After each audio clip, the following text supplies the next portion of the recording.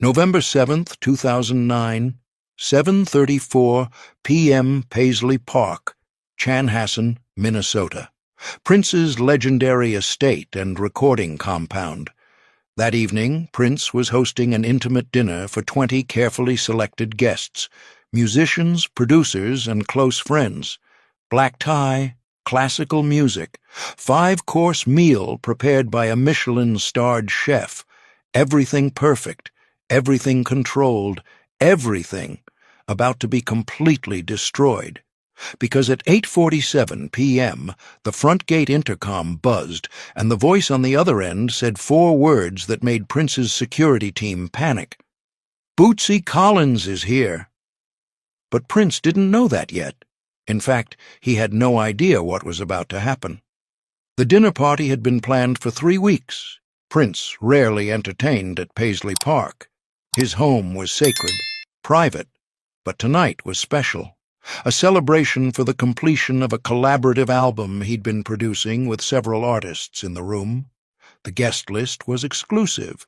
Sheila E., longtime collaborator, percussionist, Larry Graham, bass legend, Prince's mentor, Questlove, the Roots drummer, Wendy and Lisa, Revolution bandmates, Maya, Prince's assistant, plus 15 others, all musicians, all accomplished, all dressed in formal black tie attire. The dining room at Paisley Park had been transformed. Crystal chandeliers, white tablecloths, silver cutlery, candles everywhere, a string quartet playing softly in the corner. Prince sat at the head of the table, wearing a perfectly tailored black tuxedo with a purple bow tie. He looked like royalty, because at Paisley Park he was. The first course had just been served, seared scallops with microgreens. Conversation was flowing. Larry Graham was telling a story about James Brown. Sheila E. was laughing. Questlove was taking mental notes for a future podcast. Prince smiled, satisfied. Everything was going exactly as planned. Then, at 8:47 p.m., the intercom in the dining room crackled. Security guard, nervous voice. Prince? We have a situation at the front gate." Prince picked up the handset near his seat. "What kind of situation?" There's a van here. Says they're expected, but they're not on the guest list." "Who is it?" A pause. "Bootsy Collins and his band." The entire table went silent. Prince blinked. "Bootsy?" "Yes, sir. He says you invited him last month. Says he's got a surprise for you." Prince set down his fork. Tried to remember. Last month, Los Angeles. Late-night jam session at a friend's studio. Bootsy had been there. They'd talked about... what? Prince couldn't remember. He'd been exhausted. Maybe he said something about dinner? Larry Graham, grinning. "Did you invite Bootsy to a black-tie dinner?" Prince. "I might have mentioned something. I don't remember." Questlove, laughing. "Oh, this is about to get good." Prince, into the intercom. "Let him in." Security. Sir, you should know. He's dressed unusually." "It's Bootsy. He's always dressed unusually." Sir, this is beyond unusual." Prince sighed. "Just let him in." 3 minutes later, the dining room doors burst open. What walked through those doors was not a man. It was a spectacle. Bootsy Collins, 58 years old, funk legend, bass player for Parliament Funkadelic and James Brown, entered wearing a silver sequined jumpsuit, skin-tight, reflective, visible from space, star-shaped sunglasses, solid gold frames, platform boots, 6 inches tall, glittering purple, a cape. Yes, a cape. Floor-length, rainbow-colored, lined with LED lights that were blinking, his signature star-shaped bass guitar strapped across his chest. Behind him, the rubber band, Bootsy's 7-piece funk ensemble. All dressed in matching silver jumpsuits, afro wigs in bright colors, pink, green, yellow, and platform boots. They were carrying instruments: bass, drums, a portable kit, keyboards, a Moog synthesizer on a rolling stand, 3 horn players, trumpet, sax, trombone. The string quartet in the corner stopped playing mid-note. Complete silence. 20 people in formal black tie attire stared at 7 people dressed like they'd just landed from Planet Funk. Bootsy, arms wide, booming voice. "Prince, baby, we're here to funkify this joint." Prince sat frozen at the head of the table. His expression unreadable. Was he angry, amused, horrified?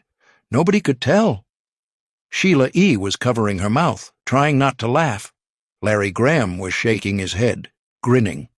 Questlove had his phone out, filming. Bootsy strutted into the room, his platform boots making loud clunk-clunk sounds on the marble floor.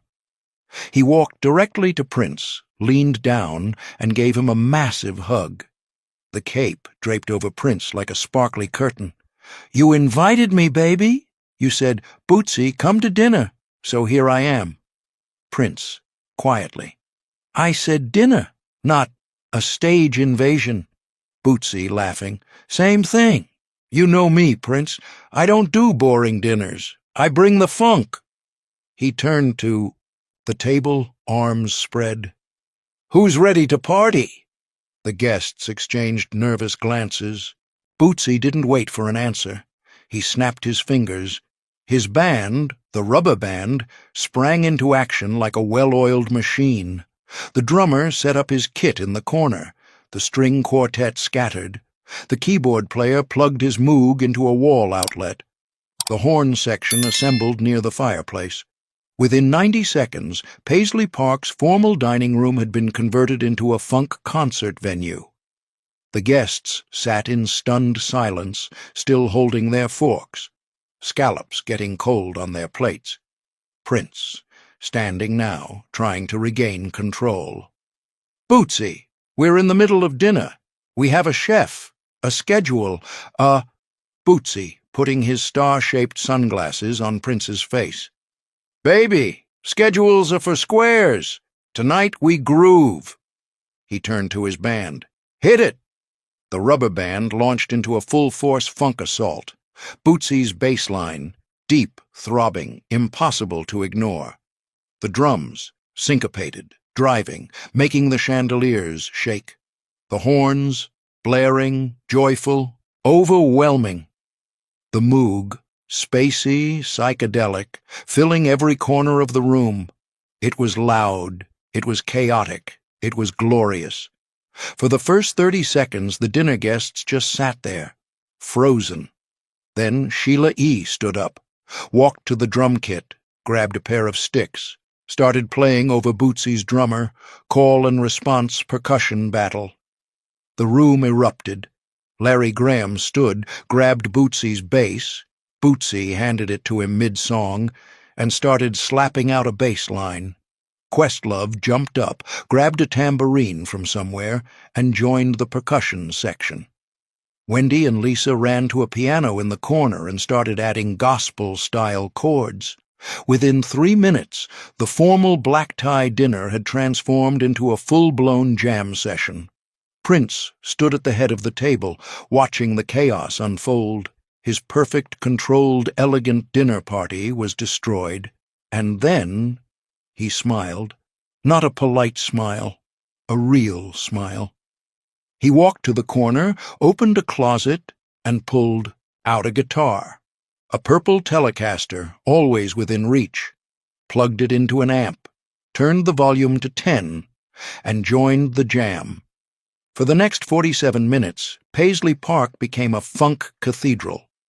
Prince, Bootsy, Larry Graham, Sheila E., Questlove, Wendy, Lisa, and the rubber band played Flashlight Parliament, Bootsy's bass making the floor vibrate, the LED cape lights pulsing with the beat. Give up the funk, Parliament. Larry Graham took the vocal, his voice booming through Paisley Park like it was 1977 again. Kiss, Prince, stripped down to just bass, drums, and guitar.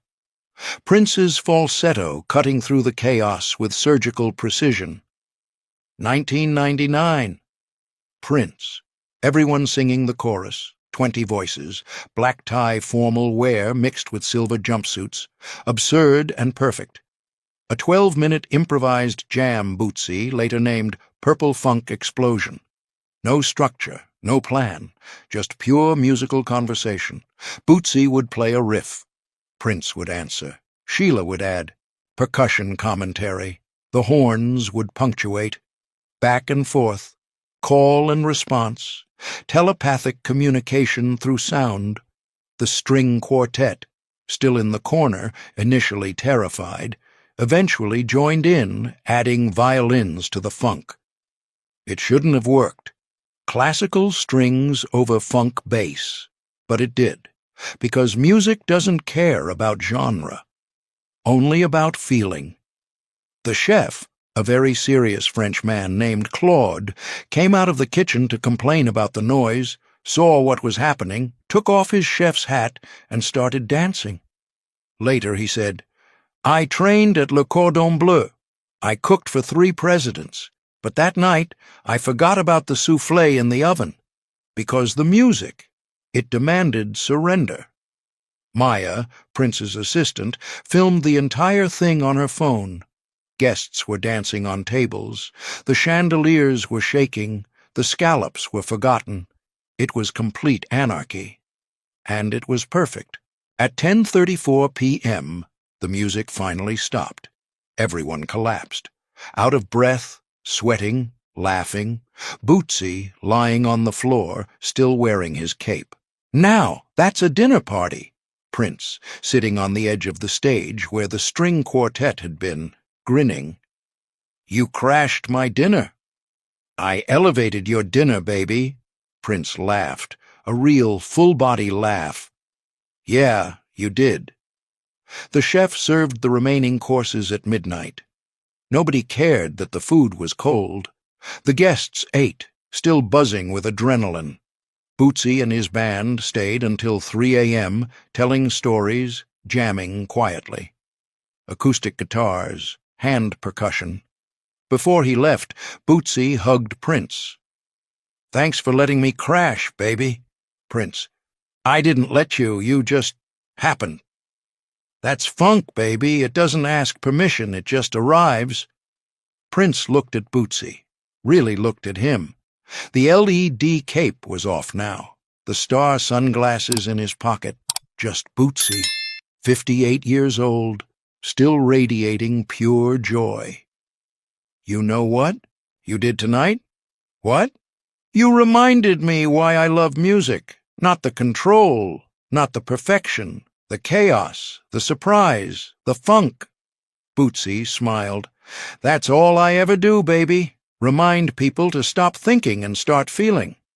Maya's phone footage, 47 minutes of the jam session, was never released publicly, but it circulated privately among musicians.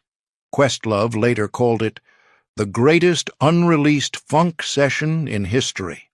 Sheila E. "I've played with Prince 1,000 times. That night was top 5. Larry Graham.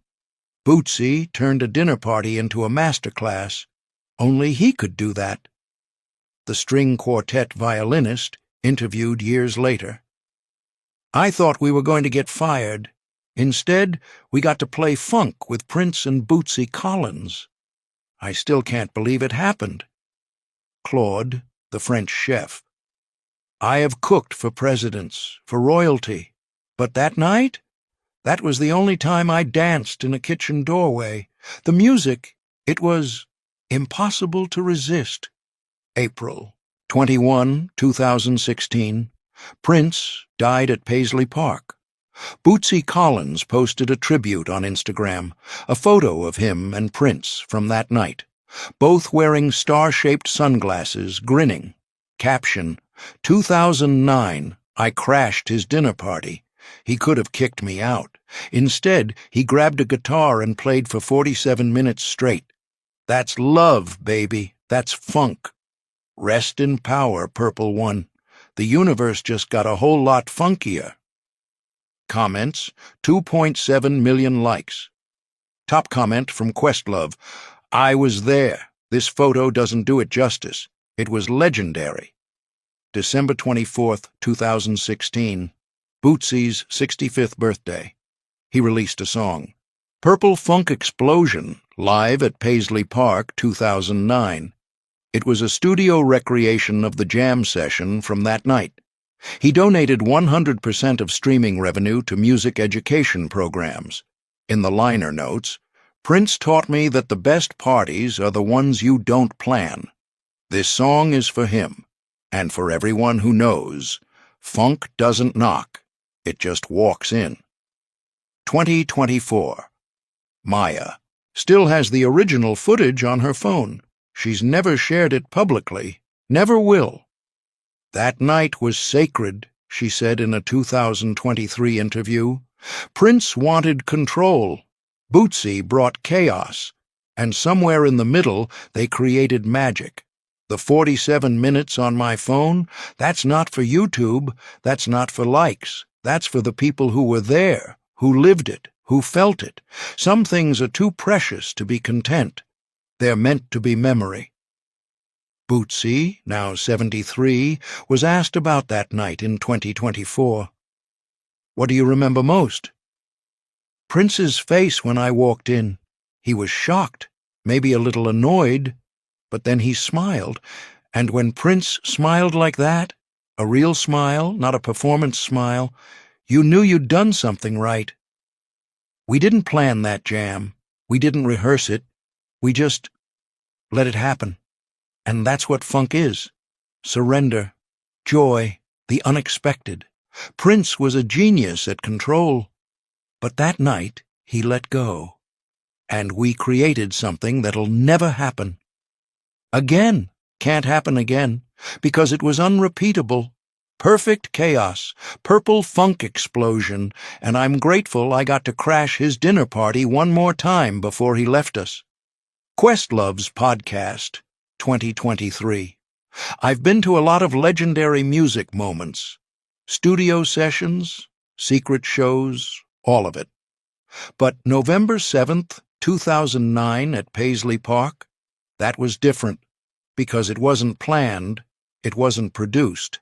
It was just Bootsy being Bootsy, and Prince realizing he didn't need to control everything, the string quartet playing funk, the French chef dancing, Larry Graham and Bootsy trading bass lines, Sheila E. battling the drummer, Prince grinning like a kid. That's the night I understood. The best music happens when you stop protecting perfection and start embracing chaos. Funk doesn't knock, it just walks in, and if you're lucky, you let it stay.